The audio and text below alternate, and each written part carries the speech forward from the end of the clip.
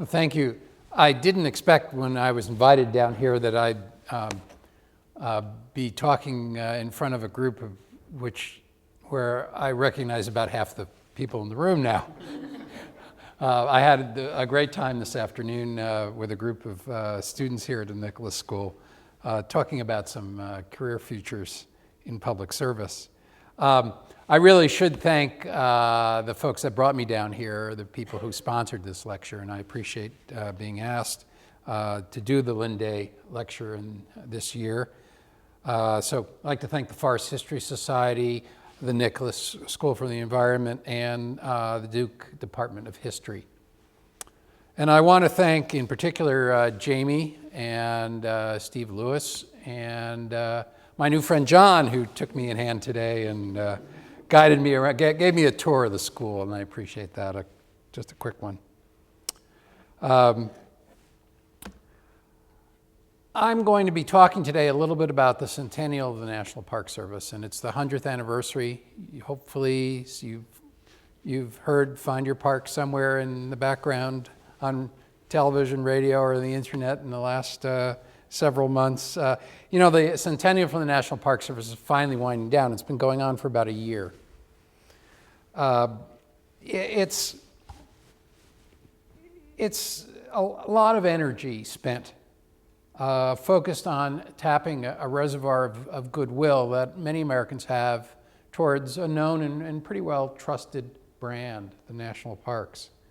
But the Centennial is also trying to engage, you know, most of the people in this room, essentially a new generation of people who are not necessarily connected with national parks, don't have a background with national parks, and are of your age, a millennial generation, which by definition is a more diverse constituency than the National Park Service has ever had before.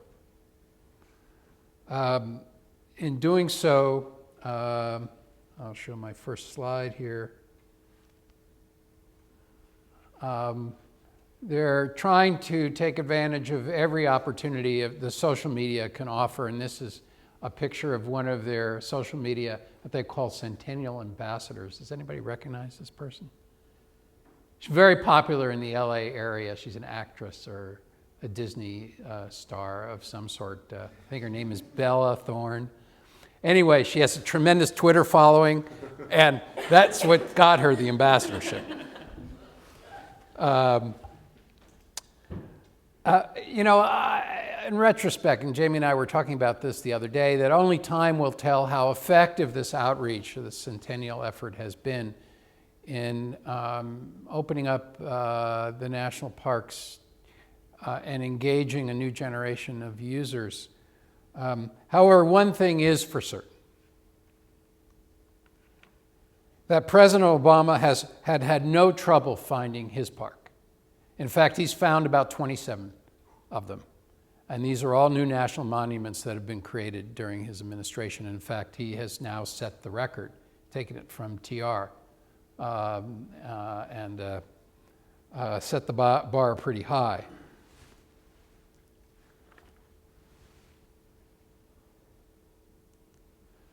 Now, the overarching strategy of the Centennial, as I said, was to reach out and connect to a younger and certainly a racially more diverse element of or segment of the American public.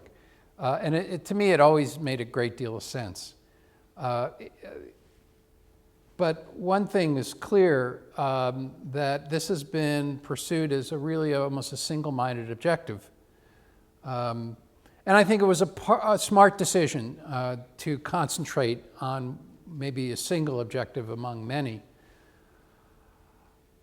Given that there is, in today's world, so much background noise and so much competition for attention and for people's really limited time span, their bandwidth is very constricted. And I have to say, you know, thinking about last night's debate, having the Centennial fall in an election year probably didn't help matters in terms of public attention. However, despite, I think, a very laudable goal, a very good goal to focus on young people, I think the there's been one perhaps intended or maybe a really unintended consequence of this, which has been a relative absence of any intentional effort on reflection, reassessment, looking at the agency's past, and really, for that matter, taking a hard look at what its future might be. I would argue that paying a little more attention to history is useful, both dealing with the past and the future, and it's a good investment. This is a bit in contrast to the Centennial that the Forest Service ran maybe 7 or 8 years ago, that focused a lot on how the mission and culture of the U.S. Forest Service has changed over time. That wasn't easy. There was a capstone national conference, and there was a superb film. If you haven't seen it, you really should, and I would assume many of you have, called The Greatest Good. It's a film by Ann and Steve Dunsky. They made this for the Forest Service.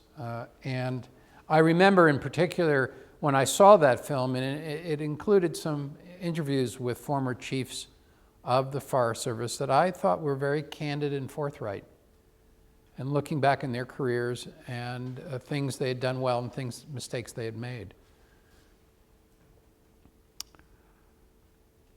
So I have to say, as a historian, I'm somewhat disappointed that the National Park Service's approach to its own centennial commemoration has largely been ahistorical. Even in regards to the agency's, looking at the agency's own origin. The National Park Service has always been recalcitrant in correcting myths about its own establishment.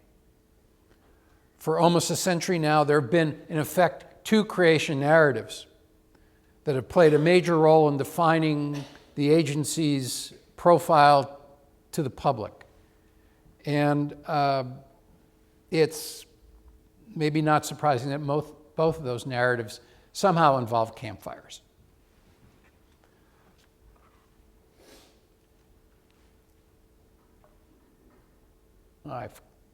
There we are. Here is the Hayden expedition in Yellowstone. When I first joined the Park Service, a lot of people in the 1970s, a lot of people still subscribed to the long discredited idea that the concept of national parks was first discussed around a campfire by the party that was reconnoitering the Yellowstone region in the early 1870s. And that this idea, this creation myth for national parks, and we'll call it a myth because it actually didn't occur as such. And a colleague of mine has actually referred to it as the virgin birth. This creation myth was a fiction that, in fact, had 9 lives. As one high-level NPS official once remarked, if it didn't happen, we would be well advised to invent it. Which, in effect, they did. Another NPS official at the time said, at the time of the Yellowstone's 1972 Centennial Commission celebration of Yellowstone's founding, praised the first campfire story, even as it was being rebuked by Yellowstone's own historians. This individual was not inclined, obviously, to be very partial to historic scholarship. It tended to get in his way. And he said, in fact, I, for one, will not be satisfied with mere confirmation or lack of confirmation as a reason for throwing this valuable national park asset out of the window or in any way degrade it. They liked this story, and they were sticking to it.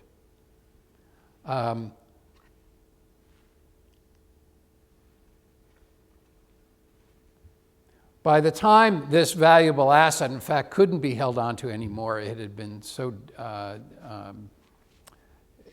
disproven, they turned to another campfire story to take its place. And in 1903, as we all know, Theodore Roosevelt was visiting Yosemite Valley, and he went out camping for 2 nights with John Muir. Now, this replacement creation story actually has historical origins. They did go camping together, there's no question about that.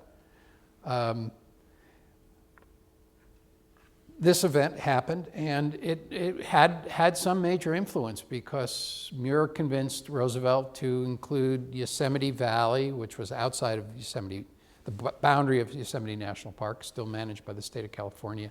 He convinced Roosevelt to include Yosemite Valley in the larger national park. Very consequential. But Roosevelt and Muir didn't, during that campfire, dream up the idea of national parks, nor did they come up with the idea of creating a National Park Service. The national parks have, in fact, had been in existence at this point for almost 3 decades. The first national park went back 30 years. And the National Park Service, which we just mentioned, was created in 1916, wasn't for another 13 years into the future, at a point where Roosevelt was long out of office and Muir had died. Now, there's no question that Theodore Roosevelt was a great conservation president of the United States, and that John Muir was a brilliant publicist, a passionate and influential advocate for parks and wilderness. And Muir's larger-than-life popularity, in fact, gained a new generation of environmental and wilderness supporters in the 1970s and created a very receptive audience for this second, what I would call the second creation narrative. And it was a story that was made for television. And in 2009, Ken Burns and Dayton Duncan produced their PBS series on the national parks. Some of you may have seen parts of that. And it devoted nearly an entire episode to this story of Muir and Roosevelt camping in Yosemite. The series, in fact, further canonized John Muir and Theodore Roosevelt in the public's eye as the principal architects of America's best idea. Now, the MPS has made no real official effort to present an alternative narrative. In fact, John Muir and Theodore Roosevelt are back together again today, this time on the National Park Service Centennial webpage. And this is a webpage of leading biographies of what they call early National Park Service, early National Park visionary leaders. They are credited, quote, with groundbreaking ideas preserving America's treasure for future generations. And Muir, in fact, is described as, if you can read it up on the screen, the father of the National Park Service, the father of National Park Service. Well, you can decide for yourself. But with all attention that's been given to national monuments these days, you might think that the webpage biographies might include a word or two about Congressman John Lacey. How many of you here have ever heard of Lacey? Just a few. Good. Okay. He was the principal sponsor of the act that's getting all this attention, the 1906 Antiquities Act, which Obama has been using on a regular basis for designations or proclamations of national monuments, of these new national monuments. Lacey was a member and later chair of, at that time, of the House Committee on Public Lands. He was the champion of the Antiquities Act that was also popularly known as the Lacey Act. Its other name. And in some respects, it was the first organic legislation for the national parks. It was before the 1916, remember this is 1906, 10 years before the Organic Act. This really was the first stab in that direction. Historian Richard Sellers, a good friend, has said, in the realm of historic and natural preservation of the nation's public land, no law has ever approached the scope of the 1906 Antiquities Act. The act made explicit that preservation of historic, archaeological, and other scientific sites on lands controlled by the federal government was indeed a federal responsibility. And we can only speculate if Lacey had managed to stay in Congress for a few more terms. We might be calling the National Park Service Organic Act the Lacey Act as well. Now, another personality missing from our the National Park Centennial webpage these days is Mary Bell Sherman, AKA the National Park Lady. Sherman spearheaded something called the General Federation of Women's Clubs. At the turn of the century, they were all over the United States.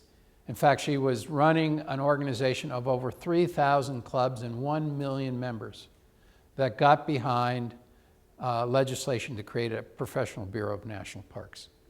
She was a mover and shaker. A national park, Sherman once said, supplies the better, greater things in life. Looking, I think, many years into the future, Sherman envisioned the value of national parks to the civic life of America and our education systems, asserting that national parks possess some of the characteristics of a museum, the library, the fine arts hall, and the public school.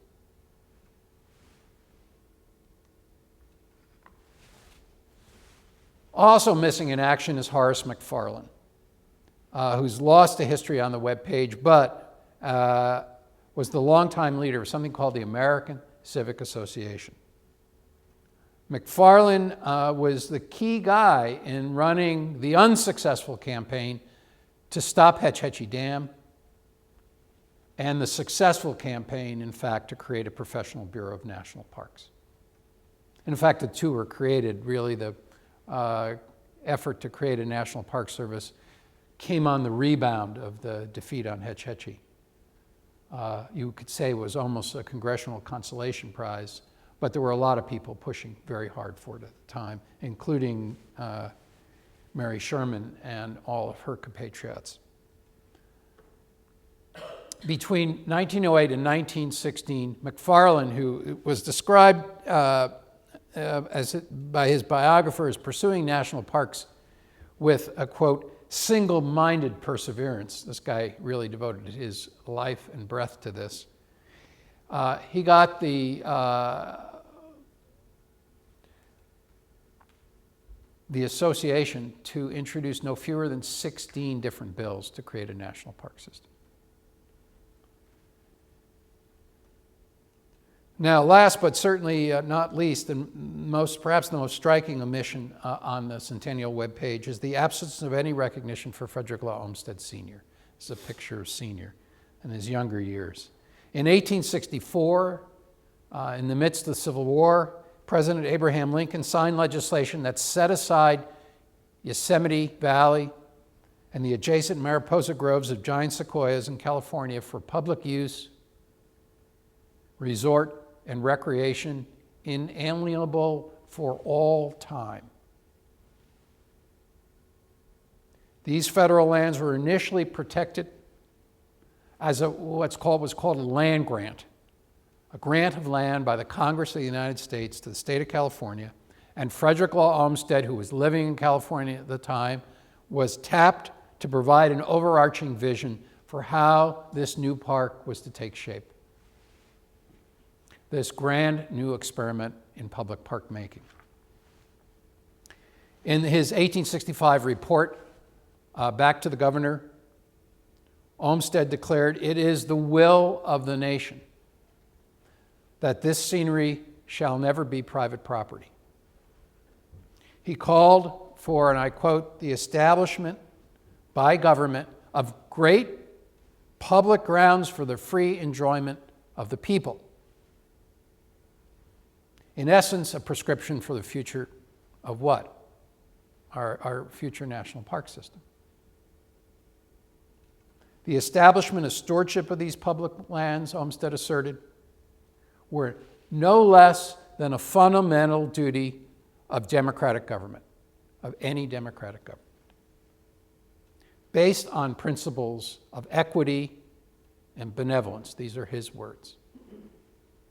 The government had an obligation for the protection of all its citizens in the pursuit of happiness against all obstacles, including the selfishness of individuals and combinations of individuals. These are his words. Now, this perspective was not universally held in the United States at that time, and it's certainly not held universally today. In fact, the bloodiest war in American history ended up being fought over these very principles of equity and benevolence and the nature and function of constitutional government. The fate of Yosemite, Yellowstone, as well as the federal forest reserves for that matter, were all inexorably linked to the sweeping changes brought about by the Civil War. And that's the main point of my talk this evening. Now, to better understand the impact of the war had on federal public lands, created in the latter half of the 19th century, I thought it might be instructive to examine for a moment the opposition to the concept of making a land grant for public purpose. So I thought we would take the one example, of the pre-war example, of a land grant for public purpose, which was legislation to create our current system that some of us know and some of us may have matriculated in, land grant colleges. This was legislation that was introduced into Congress in 1859, 2 years before the Civil War, to create a system for the federal government to grant lands to the states so they could sell that land and use the proceeds to build colleges, to create a more universal and fair access to higher education throughout the country. Well, the opposition to this was, to say the least, huge. And I use this as an example because, like the federal land being granted for national parks and forests, the College Land Grant Act also was set out to grant lands for a public benefit, in this case, higher education.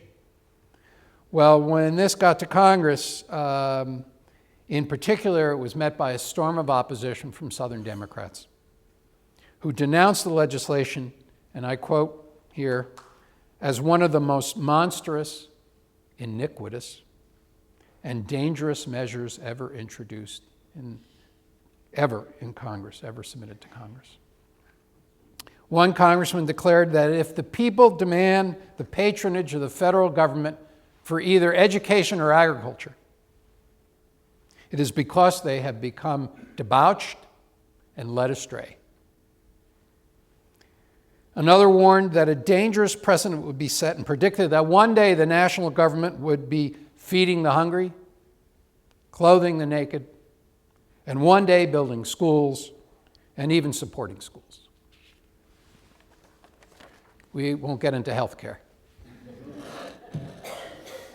Well, despite this apocalyptic opposition in 1859, the legislation squeaked through Congress, and it ended up on the desk of this gentleman who's generating some more news these days. There was a piece on NPR the other day. Steve, you're laughing, but yeah, on James Buchanan, who's quite possibly, hands down, the worst president in the history of the United States. And Buchanan, he vetoed the legislation. And his veto message said, well, he made the case, first of all, Congress should have other priorities.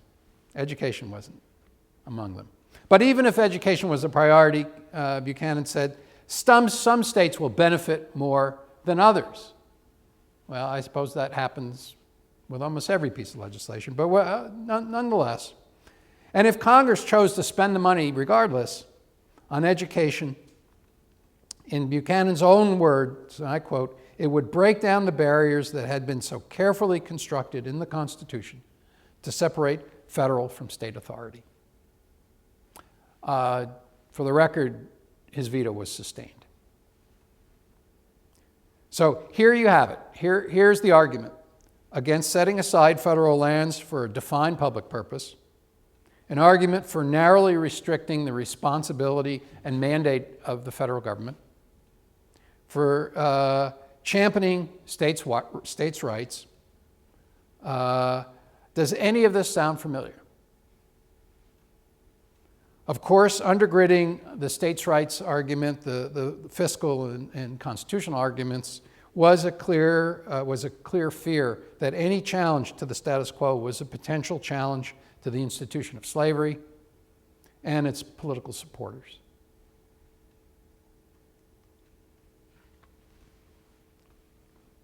Following Buchanan, we have this president.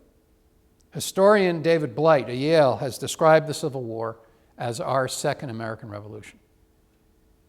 The war represents, in his words, the destruction and death of the first American Republic up to that point, and the invention and beginning of a second republic. 11 states, as you know, left the Union, left the United States, went out, and at that point were no longer represented in Congress and no longer stood in the way of the Republican Party that, according to Blight, was prepared to pursue an energetic and interventionist government for the United States. By the spring of 1862, about a year into the war, Lincoln and a war-hardened Congress was ready to embark on this second American Revolution and passed a sweeping Republican legislative agenda. This agenda brought about an abrupt change of direction. The United States government was now prepared to profoundly intervene on a transcontinental scale on behalf of emancipation, free labor, agrarian opportunity, national improvements, and public education. Now, just to give you a sense of how swift this is over a period of just 4 months in 1862. The following happened. On May 15th, Abraham Lincoln signs legislation establishing the Department of Agriculture. On May 20th, 5 days later, Congress passes the Olmsted Act. On July 1st, Congress authorizes the Pacific Railroad Act and the construction of a rail link to the West Coast, to California. And on July 2nd, Congress passes the Morrill College Land Grant Act. And on July 22nd, Abraham Lincoln submits to his cabinet the first draft of the Emancipation Proclamation. That's a busy 4 months. As the war progressed, the United States was transformed indeed into a modern nation state, much as we know it today. It was reinvented to win an all-out war. It would create new government bureaus, nationalize its currency, and create a national banking system. This was all done during this period. As environmental historian Mark Fiji points out, Lincoln did all he could to turn the conflict to a higher end. Improvements in various forms became the means for prosecuting the war and for preserving the Union. Now, in May of 1864, California Senator John Conness introduces his land grant bill for the protection of Yosemite. Congress passed legislation with relative ease, and Abraham Lincoln immediately signed it. Much like the College Land Grant Act, the Yosemite legislation, the Yosemite Grant, was a wartime act that intended to protect Yosemite for public use, and it was consistent with Lincoln's overall effort to justify the terrible sacrifices that were being made on the battlefield by redefining and expanding what he considered the benefits and privileges and rewards of American citizenship, that the fight was worth it because we were going to come out on the other end a different country than we came into it. It was going to be reborn. And in fact, he described it as a new birth of freedom. There can be little doubt that government support for public reservations, or for that matter, forest conservation, would have faced, at the very least, a real uphill battle in the political environment prior to the Civil War. It is very unlikely that any public lands legislation, had it been proposed, would ever have been enacted by Congress, and it would certainly have been vetoed by President Buchanan. The political status quo, however, was turned on its head by Lincoln and by 4 years of war. And there now existed for the very first time a limited window to align the very first nascent conservation impulses, starting with Yosemite, with a greatly expanded capacity of the United States government.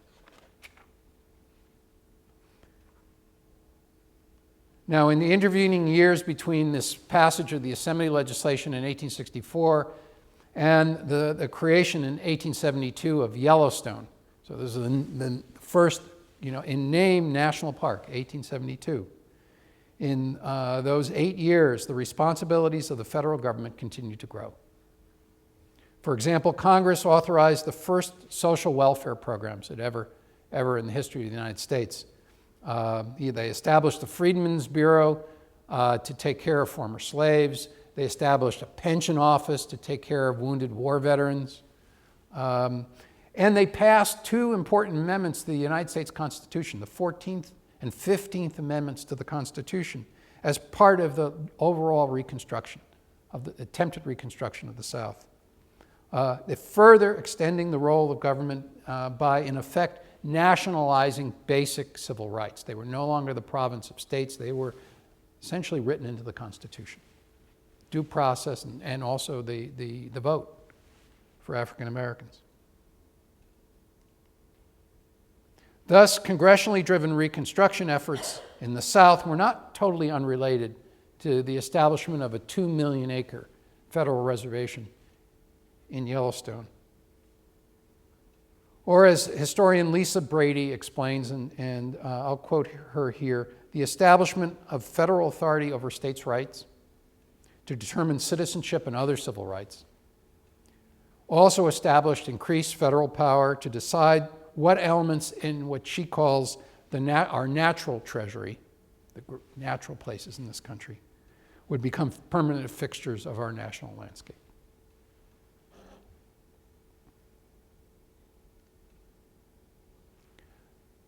So we may indeed ask, why has the National Park Service as an agency presented a history of national parks to the American public for now going on close to 100 years, largely disassociated from Olmsted, largely disassociated from Yosemite, and the formative influence of the American Civil War?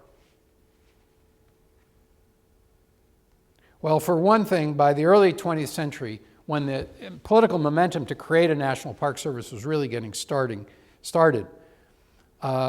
it was sort of the peak of a period where the emphasis, the policy had shifted to North-South reconciliation. This is a handshake over the Stonewall and Gettysburg battlefield, one of many handshakes that occurred during commemorations of the battle. And that any of the civil rights gains associated with the Civil War and with the Reconstruction era were being systematically rolled back.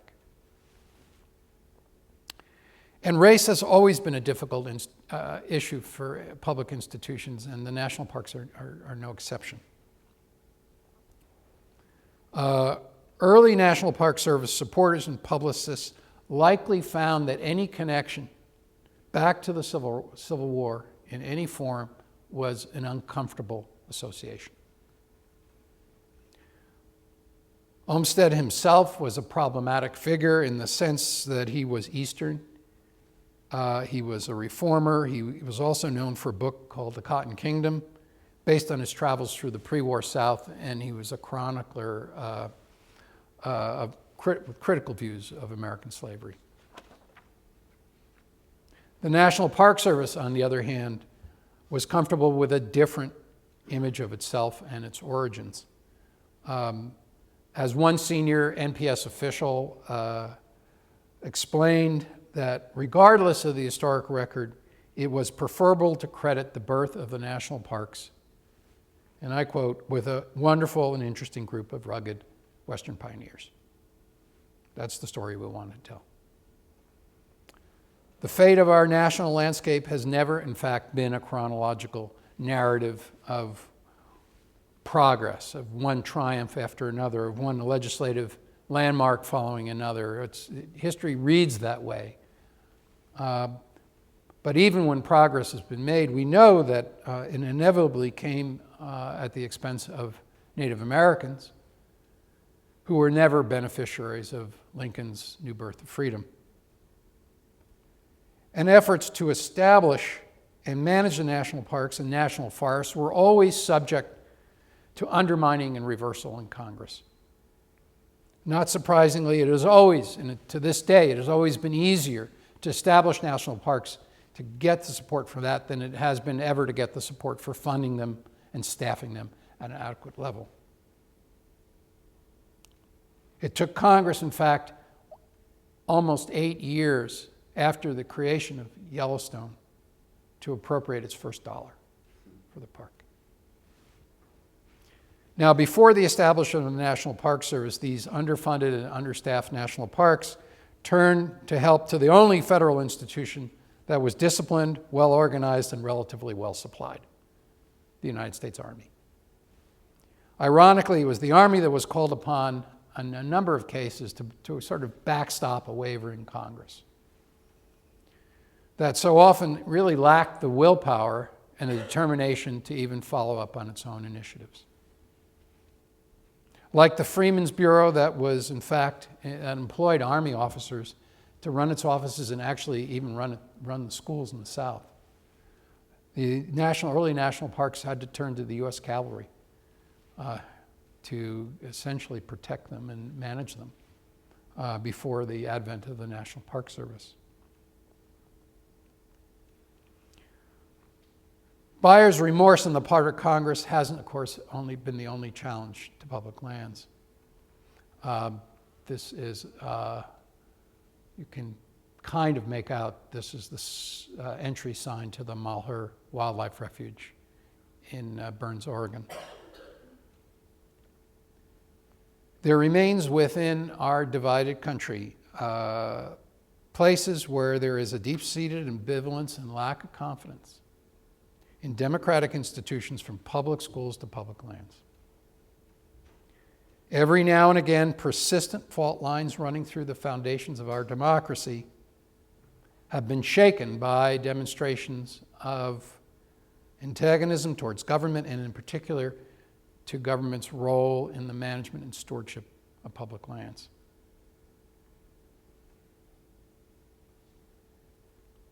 These fault lines have been with us since the Civil War, and they remain with us. I believe they remain with us today.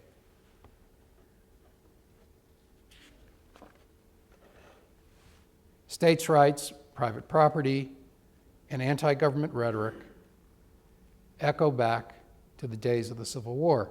It's nothing new. And it surfaced this year at the Malheur Wildlife Refuge, but this wasn't the only expression of this. We had a major political party in its political platform this year recommend or advocate for the return of federal lands to state governments. As writer Terry Tempest Williams reflects in her new book, The Hour of the Land, I am just beginning to understand how the Civil War shaped our ideologies in our identities as Americans. This is one reason, perhaps, for paying a little closer attention to history during this 2016 Centennial of National Parks, because history reminds us never to become too complacent. What has been authorized can always be deauthorized. Given the unraveling of historic bipartisanship on environmental and other public lands issues in the United States, and this election's still uncertain future, it is not entirely inconceivable that more than a century of landmark environmental legislation, probably from everything from the Antiquities Act to the Endangered Species Act, could be amended or reversed. In such an environment, the continuation of our public land systems, as we know them today, cannot be guaranteed. Weakening our public land systems will also make progress on climate resiliency, and I might add, progress on large landscape conservation, increasingly difficult, if not impossible. So it is useful to revisit the words of the National Park lady, Mary Bell Sherman, on how central public lands have become to the continuous lifelong learning of Americans through their public lands, particularly in an era of climate and global change. And that public education and civic engagement is not mission creep. And this was how one Interior Department political appointee from a previous administration once described it to me. Described it as mission creep education. But education and engagement are a fundamental purpose of public land stewardship.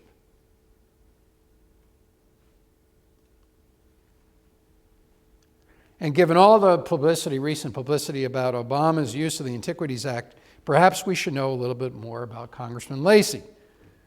Lacey's profound contributions to American conservation reminds us all that we care for places with multiple values and multiple meanings. They're complex places. Now, there's a lot of landmark legislation that carries Lacey's name. It includes, they call Lacey Act, the 1888 Yellowstone Protection Act, the 1900 Act that protects wildlife from illegal trafficking. That's also known as the Lacey Act. And of course, the 1906 Antiquities Act that I referred to. In our current era of scaling up landscape conservation, there are lessons to be learned from the way Lacey brought natural, scientific, cultural, spiritual, recreational, and ethnographic interests together in one big conservation tent. And let's not forget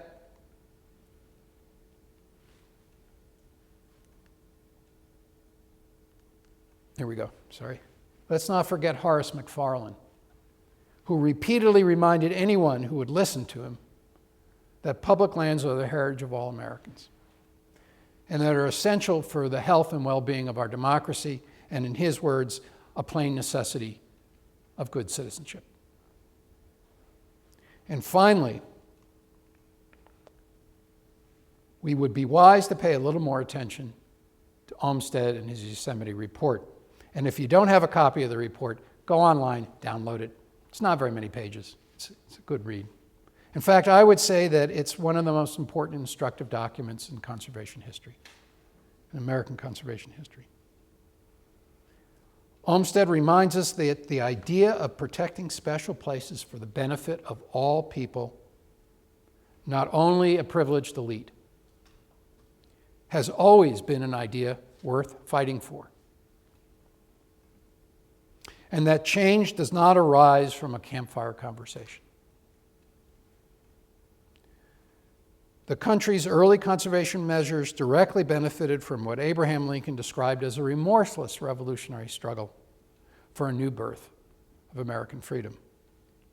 And that our conservation gains have only been sustained by public support and vigilance. Expanding the founding narrative for the National Park Service beyond John Muir may also help the NPS with its centennial goal of reintroducing itself to a broader cross-section of the American public. This is the time, I would argue, to recognize and incorporate a more inclusive narrative that connects back to Lincoln and emancipation, back to Olmsted, back to urban parks, and back to the larger American conservation movement, and to the fundamental responsibility of government to advance, in Olmsted's words, the pursuit of happiness against all obstacles. Thank you for your attention.